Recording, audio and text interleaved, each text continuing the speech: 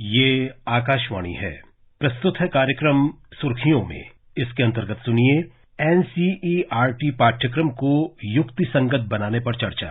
इसमें भाग ले रहे हैं शिक्षाविद डॉक्टर जेएस राजपूत और आकाशवाणी संवाददाता कमल कुमार प्रजापति।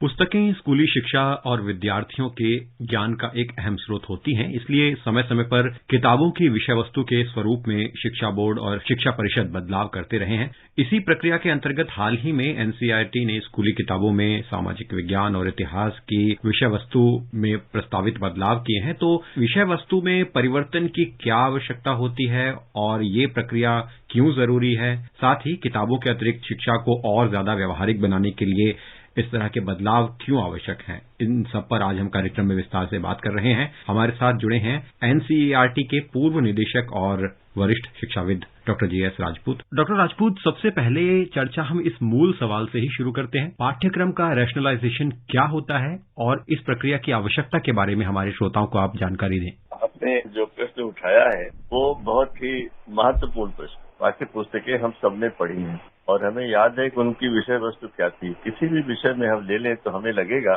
तब जो पढ़ा था आज उससे ज्यादा महत्वपूर्ण बहुत कुछ और नया आ गया है। कोई भी विषय हो। मैंने एमएससी में जो इलेक्ट्रॉनिक्स पढ़ी थी 1962 में, आज वो करीब 2-4 पेज में रिड्यूस हो गई है। उस समय 700 पृष्ठ की पुस्तक पढ़ते थे हम लोग। परिवर्तन जो होता है बच्चों को उससे परिचित कराना पाठ्य पुस्तक में महत्वपूर्ण होता है। और भी बहुत से काम होते हैं, लेकिन जो परिवर्तन होने वाले हैं उसके लिए भी तैयारी करानी होती है जी। फिर पाठ्य पुस्तक विषय के अनुसार हमें पहले के काम से परिचय कराती है, वर्तमान स्थिति से परिचय कराती है, आगे के लिए भी ले जाती है और बताती है कि आगे क्या होने की संभावनाएं हैं। इसलिए जितनी परिवर्तन की गति होगी उसी के अनुरूप पाठ्य पुस्तकें बदलती रहेंगी। इस समय तो सारी दुनिया में नॉर्मली ये होता है कि 5 साल में पाठ्य पुस्तकें बदलनी चाहिए जी। लेकिन ये पाया गया कि 5 साल तो बहुत देर हो जाती है। इसलिए एक फ्रंट लाइन करिकुलम का भी एक विचार रखा गया है कि अगर किसी वर्ष कोई नई चीज हो जाए तो वो पाठ्य पुस्तकों में तुरंत लानी चाहिए। उसके लिए व्यवस्था की गई है। अब जैसे कोविड की बात है, अब जब बच्चे कोविड के बाद स्कूलों में जाएंगे या विश्वविद्यालय में जाएंगे या जो शोध करेंगे, क्या तुरंत परिवर्तन करना हो रहा है पाठ्य पुस्तकों में, वो आवश्यक है। मैं कहूँगा परम आवश्यक है। और हमारे देश के संदर्भ में जो पुस्तकें बहुत पहले बनी थी या 2005 में जिनमें कुछ संशोधन हुए या नहीं बनी जी, वे बहुत देर तक चलती रही। उनमें तुरंत परिवर्तन की आवश्यकता है और हम में से सब लोग इस बात को समझते हैं कि बहुत आवश्यक है। जी, हमने देखा भी है डॉक्टर राजपूत की एनसीईआरटी का ये वक्तव्य है कि सिर्फ इतिहास और सामाजिक विज्ञान ही नहीं बल्कि कई विषय जिसमें हम अगर विषयों की चर्चा करें तो गणित, विज्ञान, भूगोल, साहित्य और भाषा से जुड़े विषय हैं जिनको लेकर ऐसे परिवर्तन देखने में आए हैं। और इसके पीछे जो एक तर्क बड़ा अहम है वो ये कि जैसे आपने भी कहा कि कोविड के बाद विद्यार्थियों में जो एक स्ट्रेस, मानसिक तनाव है उसको कम करना एक वो तो मकसद है ही, साथ ही एक पार्लियामेंट्री कमेटी का ये भी तर्क है कि पुस्तकों का 30% के आसपास भार कम करके विद्यार्थियों को दूसरी एक्टिविटीज में जोड़ा जाए। तो जब ये रैशनलाइजेशन की बात होती है तो किस तरह से समय की मांग को इसमें ध्यान में रखा जाता है? आपके तो अनुभव रहे हैं इस मामले में। जी हाँ, मैंने ये कार्य किया है और मेरी अध्यक्षता में सारा कार्य हुआ था 2000-2004 के बीच में। हमने नया पाठ्यक्रम बनाया था क्योंकि काफी समय हो गया था पुराना पाठ्यक्रम स्कूल शिक्षा के लिए बने हुए। हमने नया सिलेबस बनाया, हमने उसके बाद पुस्तकें बनाई और उन पुस्तकों में बहुत सी चीजों का ध्यान रखा। जैसे आपको मैं एक उदाहरण देता हूँ जी। जेंडर इश्यूज हैं, महिलाओं से संबंधित, लड़कियों से संबंधित चीजें हैं, उनको एनसीईआरटी ने 1965 के बाद से लाना शुरू किया और वो चीजें बढ़ती गई। 1972-70 के बाद हम लोगों ने पर्यावरण शिक्षा के महत्व को बढ़ाते रहे और समय के साथ बढ़ता। अब जैसे क्लाइमेट चेंज की बात है या और भी ऐसी चीजें, समस्याएं हैं जिनसे मनुष्य का पृथ्वी पर बने रहना ही शायद संकट में आ गया है। क्या उनको हम हमेशा जल्दी हर वर्ष उसको देखेंगे नहीं कि क्या परिवर्तन की आवश्यकता है? हमारे पास बहुत सी तकनीकी ऐसी आ गई है, जैसे ऑनलाइन, ऑफलाइन। आज से 5 वर्ष पहले इसे कोई जानता नहीं था। जी। आगे के वर्षों में ये एक इंटीग्रल पार्ट बन गया है सारी शिक्षा प्रणाली का। अध्यापकों के लिए भी है, विद्यार्थियों के लिए भी है। एक और बात है जिसकी आवश्यकता है, एक तरफ तो तनाव बढ़ता है तो पाठ्यक्रम कम करने की बात आती है और उसमें सहायता देने के लिए नई बात हमें ये भी ध्यान रखी जाएगी जब नई पुस्तकें अब बनेगी कि अब बच्चों को जानकारी प्राप्त करने के बहुत अधिक स्रोत हो गए हैं, विकल्प बहुत उपलब्ध हैं। बिल्कुल। जो उन्हें जानकारी विकल्प में मिल सकती है, आसानी से मिल सकती है, घर पे बैठ के मिल सकती है, उसको पाठ्य पुस्तकों में लाकर उनका भार बढ़ाने की कितनी आवश्यकता है, ये विशेषज्ञों के सोचने की बात है।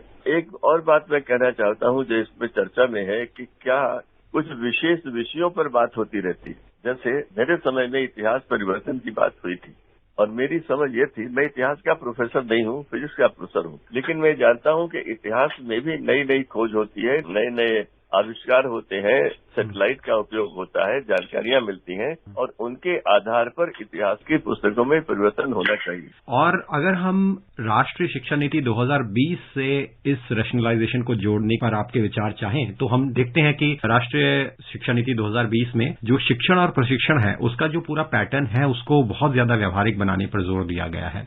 ये कितना आवश्यक है क्योंकि आगे आने वाले समय में विद्यार्थी तैयार रहें, उस हिसाब से अब पाठ्यक्रम को भी तैयार करना है। देखिए, दो बातें बड़ी महत्वपूर्ण है। अब ये माना जा रहा है कि कोई भी गुणात्मक परिवर्तन तभी होगा जब शिक्षक प्रशिक्षण में गुणात्मक परिवर्तन लाया जाए। इसलिए शिक्षक प्रशिक्षण के 4 वर्षीय पाठ्यक्रम जो हैं वे स्वीकृत किए गए हैं और 1 वर्ष और 2 वर्ष के पाठ्यक्रम हटाए जा रहे हैं। ये बहुत बड़ा स्टेप है। अच्छे अध्यापक से ही अच्छे शिक्षक, प्रशिक्षक से अच्छे शिक्षक बनते हैं, उन्हीं से फिर अच्छे डॉक्टर, अच्छे इंजीनियर, अच्छे नेता बनते हैं। इस बात को माना गया है। बिल्कुल। दूसरी बात, यूनेस्को ने भी कहा है कि हर देश की शिक्षा व्यवस्था की जड़ें गहराई तक उसकी संस्कृति में जानी चाहिए, लेकिन उसके साथ ही नए ज्ञान के प्रति प्रतिबद्धता भी लगातार बनी रहनी चाहिए। और यही इस समय हमारी शिक्षा नीति का एक आधार है कि प्राचीन भारतीय संस्कृति और ज्ञानार्जन परंपरा के आलोक में यह शिक्षा नीति तैयार की गई है। बदलाव जो हुए हैं उनको भी उसमें समाहित किया गया है।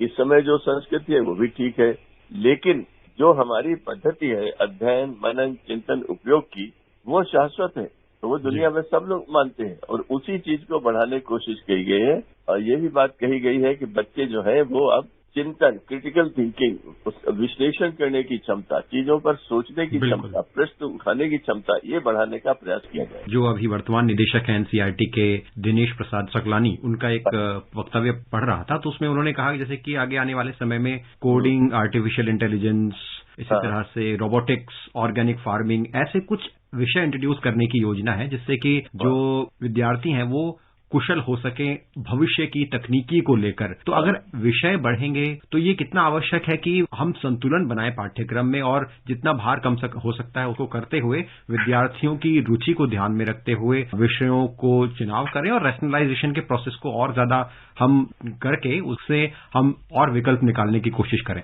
देखिए, एक बड़ी महत्वपूर्ण बात है कि अभी जो परिवर्तन की चर्चा हो रही है उन पुस्तकों पर है जो पहले से बनी।